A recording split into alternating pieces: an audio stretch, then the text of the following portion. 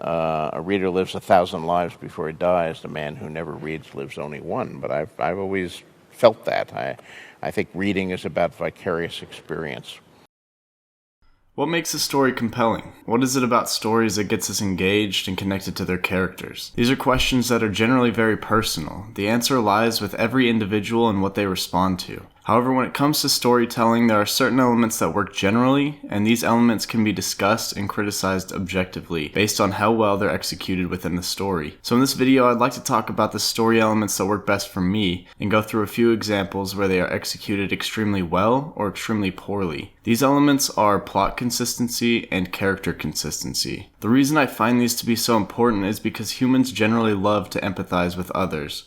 For the same reason, I can pick up this pencil, tell you its name is Steve, and go like this. Oh. And part of you dies. Just a little bit on the inside. Because people can connect with anything. There's nothing new about this concept. This has been taught to writers since the beginning of time, but that doesn't make it any less true. We as humans love to connect with other people. We love to see the people we connect with go through hardships and challenges and come out the other side better off for them. So how do you do this? How do you make people empathize with your characters? Well, it's the same reason the fish in Finding Nemo can talk or the cars in Cars can talk. People in general have a far easier time connecting to characters that display humanity. So how do you do that? How would someone write a character that feels like a real human? Well, the answer may be simple, but the execution is generally far more difficult. You have to make them act like humans. I know, it's a stupid answer, but it's really not as easy as it sounds. We often describe people by their traits. If I were to tell you about my friend and you asked me what they were like, I would most likely give you a list of their personality traits by saying something like, oh, they're really funny, or they're really smart, or they're batshit insane. It's not important what the trait is. What's important is the fact that I know these things about them because I've seen them display these traits again and again over a long period of time. If you meet someone for the first time and they act like an asshole, we all tend to jump to conclusions and maybe say, wow, that person's kind of an asshole, when maybe that person is typically extremely nice, but was just having a really rough day. What I'm trying to get at with these examples is that humans, for the most part, are extremely consistent with their personality traits. Most people rarely, if ever, permanently change their personality overnight. That's not to say people cannot change. In fact, everyone does. It generally just takes a long time and usually involves some kind of conflict, be it internal or external. I know it seems like I'm just giving some 2-bit lecture in a creative writing course at a community college, but this stuff is seriously important when it comes to storytelling.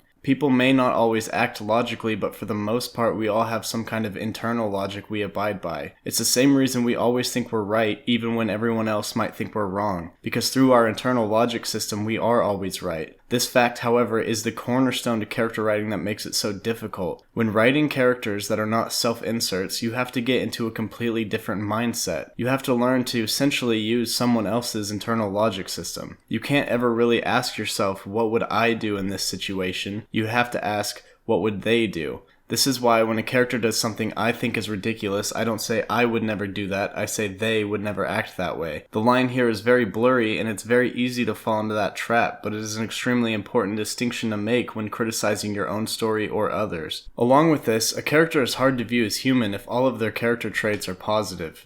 Everyone has their pluses and their minuses. All saints have their flaws, and even the most useless people in the world are good at some things. So even if a character is being 100% consistent, if they are consistently the best at everything, or consistently the worst at everything, it can make it difficult for people to see them as human, because nobody is perfect. It's very typical in stories to have characters that are average at most things, but excel in 1 or 2 things. The cast of characters in Community is a great example of this. If you haven't seen it, I'm not going to spoil anything, but I highly recommend you watch it, at least the first 4 seasons. The main character, Jeff, is a suave, charismatic leader who's great at talking his way out of situations. However, he's emotionally hardened from childhood trauma and has a hard time opening up to people and letting others in. Another character, Annie, is an extremely hard worker and does great in school, however she struggles when it comes to handling failure or rejection. I could go on, but hopefully you get the point. These characters will feel like real people to most of us because we know people like this. People who are really good at some things, but other things hold them back. This is why it can be so frustrating to see characters like Ray. I know, I bring up the sequel trilogy way too much, but it has pretty much every writing flaw in the book, and most people have seen it, so it's far too accessible to pass up. But we see Ray essentially consume the character traits of the characters around her, and specifically the positive ones. You would think Han Solo would know the most about the Millennium Falcon, but no, that's Ray. We're told Poe is the best pilot in the Resistance, but actually that's Ray. We are told Finn is the kind-hearted one who wants to strike out on his own, but learns to fight for the Resistance after realizing what the First Order are really like. But hey, Rey gets to do that too. People find this frustrating because no one is like this. I couldn't go and shadow a surgeon for a day and then perform heart operations better than they can the next. People can grow and they can change, but it takes time. Things have to happen in between for the change to be believable. This is why training montages and the like are so popular and even a cliche at this point. It's a shortcut to getting the character to the place the writer wants without skipping over it entirely. I'm not saying training montages are necessarily good, however they are better than nothing. Okay, so I've already talked a good amount about character consistency, so why is plot consistency so important when it comes to creating a compelling story? Well, it's for a lot of the same reason that character consistency is so important. It gives a way for the people consuming the story to connect with it. If you don't understand what I mean by this, I'll just ask, how many times have you lost interest in a book or movie because you had to stop yourself and ask what in the hell is going on?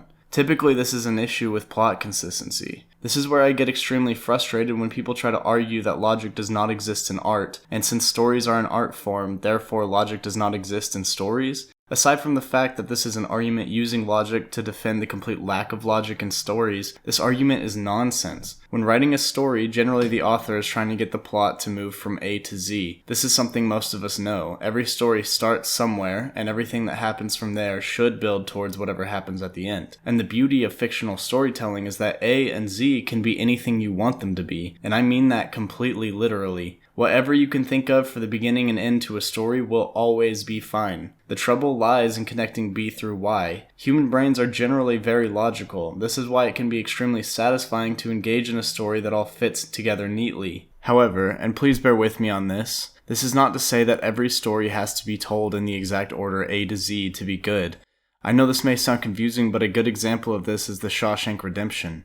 While the movie certainly starts at A and ends at Z, we are missing vital context for a lot of the movie. However, the film neatly packages all of it in the ending and tells us how everything happened and when it all happened. So what I'm getting at is for the story to be compelling like this, it is very helpful to make sure the audience is given and understands how each plot point in the movie flows together. Now, I know people are most likely tired of hearing about this movie, however I believe The Joker is one of the best examples of having a plot flow together wonderfully.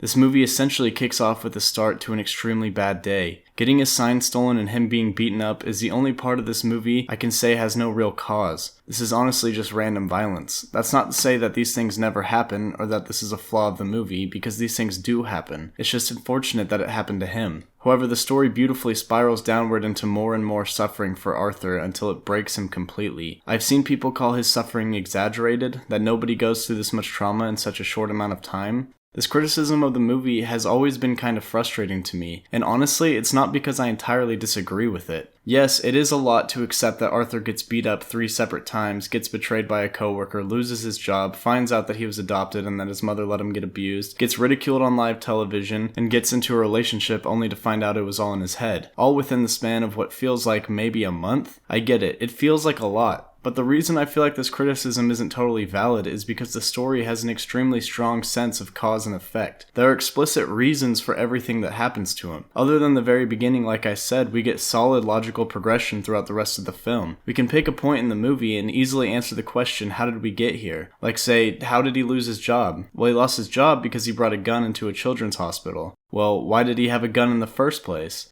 Well, it's because his coworker offered it to him and he accepted. And why did he accept the gun? Well, it's because he wanted to protect himself after getting beat up in the beginning. This is what I'm trying to get at with the whole plot consistency thing. You can pick any point in the story and easily trace your way back to the beginning in a logical way, and this is where an important distinction happens. I am not talking about how I feel about this movie. What I'm talking about are factual things that happen in the movie. These are things that can be discussed and analyzed regardless of how you or I feel about this story. This isn't to say that I'm 100% correct and anybody who disagrees with me must be wrong, and that's the beauty of it. The objective parts of movies are the only parts where real disagreements can happen, because the way I feel about a movie is the way I feel about a movie. That's unique to me, and there's not a whole lot that can be done to change that. However, when we talk about the logic of the story, we're in a place where things will change based on the amount of information you have. That's why these things should be discussed, because we all have blind spots, and we all will notice some things that other people missed. But it doesn't end there. Because the traceability of the plot of Joker sort of implies the fact that every part of this script builds towards the final payoff, which is really important, because it can give you a sense like you know you're going somewhere. I at least never felt the need to stop and ask why we're here, because every scene was built off the last until it gets to the finale. Which, regardless of whether or not you liked it, at the very least we know why we're here. We understand how we got here and why this moment is important for Arthur.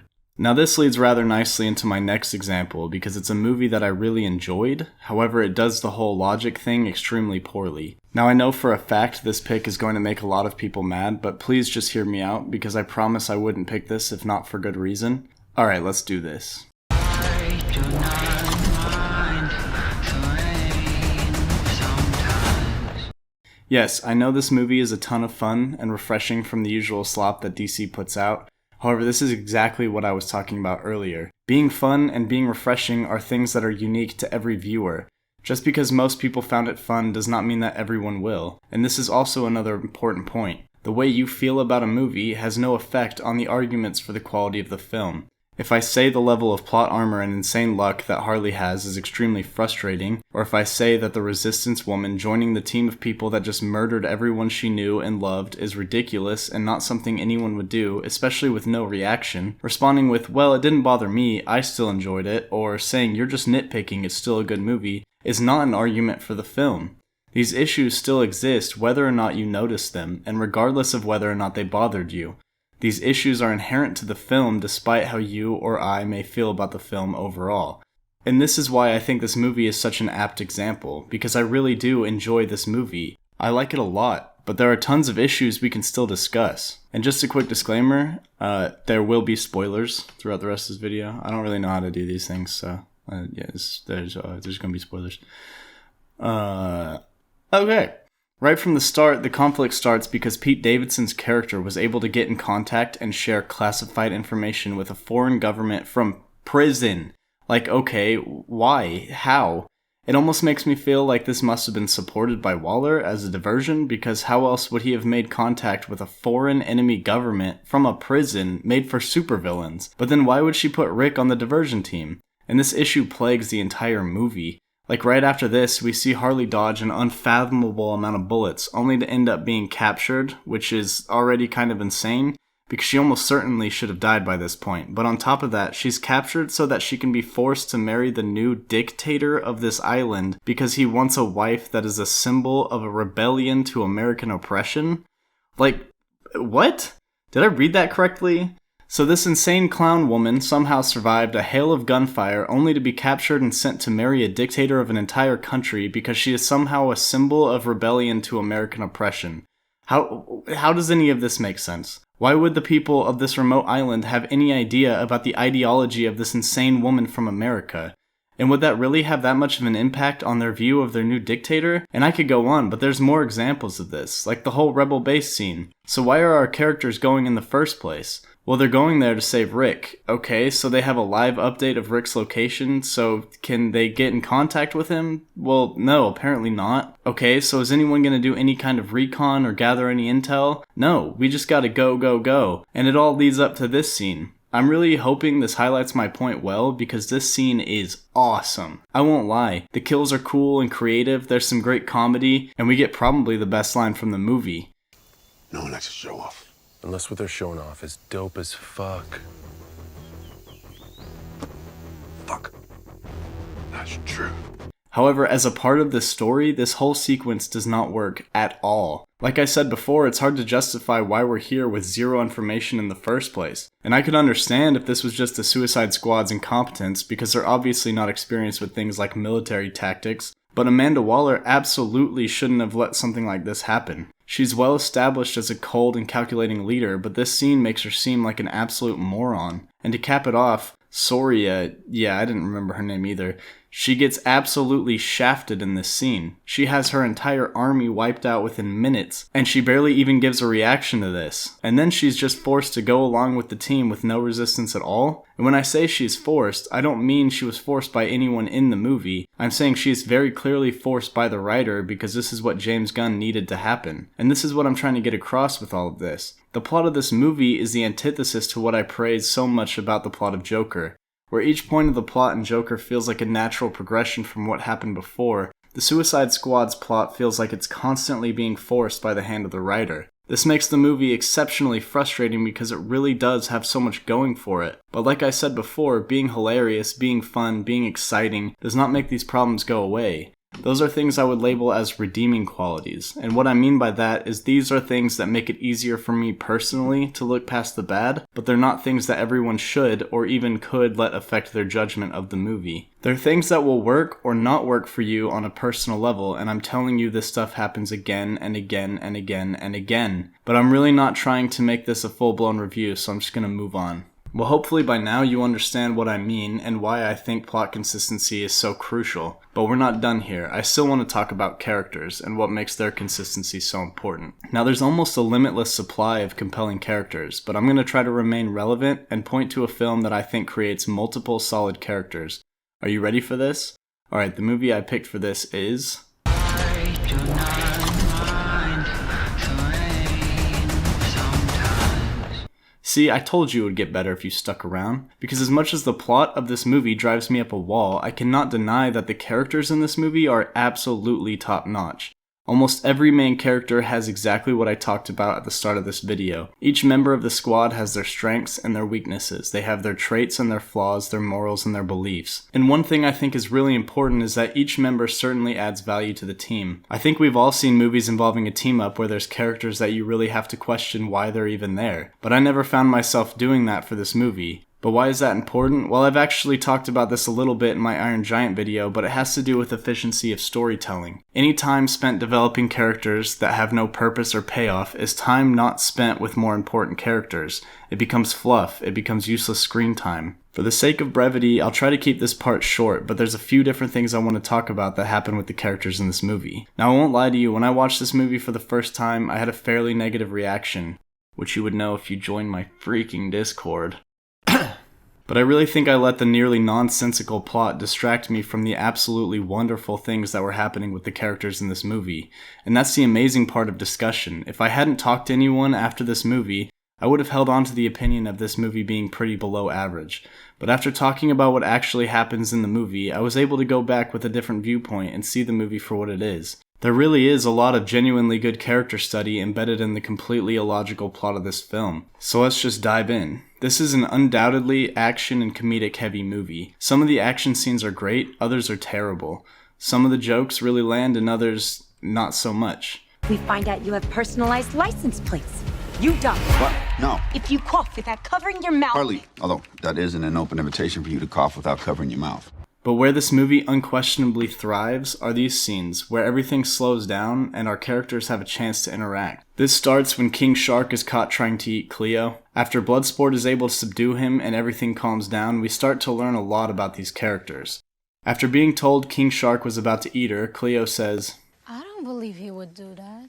He has very kind eyes. This tells us that our first instinct is to trust people and see the good in them, even a shark. Right after that is when we learn about Bloodsport's phobia of rats, which isn't exactly important now, but we will get to it. Directly after this, Cleo asks King Shark if he would eat his friends, and he responds with, I know friends. And it's kind of a little heartbreaking. It's such a great creative choice to take this monstrous killing machine and give him the childlike personality. He's a giant dumb shark man who's only ever wanted to fit in. This coincides so well with what I was getting at in the introduction. In general, we can empathize with anything. It doesn't matter if it's the god of thunder or a pencil or a giant shark man. What matters is that we can relate to them. Most of us know what it's like to feel left out and alone, or like we have no friends. We can sympathize with that, and even feel it ourselves, and to me that's the most important thing about storytelling. Stories give us an outlet to truly feel our emotions without having to really go through them ourselves. I think most of us understand that, but it's hard to realize why we connect with characters in the first place. This is why I think it's so important to make characters feel like real people, because generally that is what people are going to connect with. I'm gonna move on though because there are a couple more scenes I want to talk about. The next one being the bus ride into the city. This scene starts off with King Shark sitting in the back of the bus staring out the window, watching a couple kissing, and I am just blown away by the CGI in this movie. The amount of expressiveness we get out of him in this short moment is incredible, and again just heartbreaking. He doesn't say a word, but it's so easy to tell that this is something that he wants. Maybe he wants to be in a relationship, or maybe he just wants to be able to interact with people in a normal way. But because of what he is, I think it's safe to say he understands that he may never have that. It's just so brutal. Then we get another interaction between Cleo and Bloodsport. Cleo asks him why he hates rats, and Bloodsport gets defensive. He tells her she seems like a girl with daddy issues. This may seem like a tiny thing, but given the context, it's much deeper than just a random insult. We understand from the intro that Bloodsport's father was abusive and horrible. This is why he tells his daughter that she needs to stay away from him. He told her that all the good was wrung out of him by his father, and he doesn't want to do the same to her. It may seem strange, but it's his way of protecting her. However, when it comes to Cleo, all he really knows about her is that her dad goes by the same alias as her, and that she ended up in prison. So it's not unreasonable to assume that he believes she had a terrible father as well. So he projects his own daddy issues onto her. But she responds to him by saying, I have no issues with how much I love my father. And we can immediately see that Bloodsport feels guilty for what he said. After that, Cleo gives her backstory of how her father was a genius inventor but had a serious drug addiction, and that the rats had essentially taken care of them. She says she was arrested and charged with armed bank robbery because the state considered the rats a weapon, and that's why she ended up in prison. This tells us that she isn't a bad person, she was only doing what she had to survive. She was trying to make the best of the horrible situation she grew up in. After that, though, she asks Bloodsport again why he doesn't like rats, and this time his guard is down. He realizes now that she's being genuine. She's not just trying to get at him for having a rat phobia. She's an open, honest person who wants to know why he feels the way he does. And it's easy to see why a person like Bloodsport would not expect that from the people he usually interacts with. I wish I could express to you just how well done I think this scene is, because it really is just so densely packed. In just a few minutes we get so much history and material that informs exactly why these characters act the way they do. And this is what I love to see. Even with how much of a mess the plot of this movie is, as far as I can tell, it never comes at the expense of the characters. Very early on we are given all the information we need to determine their motivations, traits, and beliefs. And these things inform exactly how these characters act throughout the film. They all follow their own internal logic. And the most important part to me is that each of the characters' actions build towards their individual payoffs. And speaking of payoffs, I'm finally to the last thing I want to talk about with this movie. Peacemaker. What a joke. Again, when I first saw this, I was very annoyed. When I saw this turn to being a villain, I thought it came out of nowhere. It felt very abrupt. However, after some discussion and a rewatch, I realized that I was just being the biggest, dumbest, stupidest, hypocriticalest, dumb mother-father on the planet. Because the only reason this was a twist was because I wasn't paying close enough attention. It was my failure, not a failure of the writing. Peacemaker's entire motivation is summed up with the line, I cherish peace with all my heart. I don't care how many men, women, and children I need to kill to get it. He has the same kind of motivation that many great villains have. World peace is something I'm sure most people would consider a noble goal. However, where we take issue with it is the methodology used to attain it. He wants peace at any cost, even if it comes at the cost of someone he considers a hero. And this is where I have to praise John Cena for his acting, because he makes it very clear that Peacemaker does not want to kill Rick, but he feels like he has to. And this is another point where I feel like I was just being a hypocrite on my initial watch. Because at first I felt that just saying the leaked data will cause an international incident was an extremely thin excuse to have this scene. However, like I said at the beginning, it doesn't matter whether or not I believe this data leak would cause an international incident. The only thing that matters is that Peacemaker believes it. And from everything we've been shown, through the acting, through the dialogue, the story does an extremely good job of convincing me that he does believe it. That's the important bit. The character shines because he's acting in a way we can all believe he would be acting, not because it's in a way we would act. And this is what makes this movie so difficult for me to give a solid rating, because legitimately the plot is at best a 3, so little of it makes any sense whatsoever. But none of it comes at the cost of the character writing, which is genuinely like an 8 or 9. I'm sorry that this turned into a lot more of a review of the Suicide Squad than I wanted it to, but this movie really does so many characters so well that it gave me a lot to talk about. And I know a lot of you think I'm just a cynical asshole about films, but I generally do enjoy praising media more than criticizing it. It's not my fault everything Disney has made recently has been terrible. Speaking of things being terrible, let's take some time to talk about a show that wrote its characters in what might be the most horrible and heartbreaking way. To be honest, I never really cared much for them. Innocent or otherwise. Oh man, I've been waiting for any excuse I could find to talk about this show, and here we are. And obviously I know this topic has been done to death, but I really don't know if I could find a more egregious example of character writing being done in a way that perfectly counters everything I've been talking about in this video. We were given an array of beautifully well-defined, complex characters, where the least awful of the offenders like Tyrion and the Hound were ground down into entirely flat and uninteresting characters, and the most awful, such as Jaime, Daenerys, and Jon, were outright and plainly assassinated. And as much as I hate to say it, the people who defend these choices by saying something like Daenerys was always an evil murderer, we just didn't see it, I feel like they've completely forgotten what it was that made these characters so special in the first place. The actions these characters took were always more than just surface level. Whether good or bad, smart or dumb, each character had their own reasoning for why they did what they did.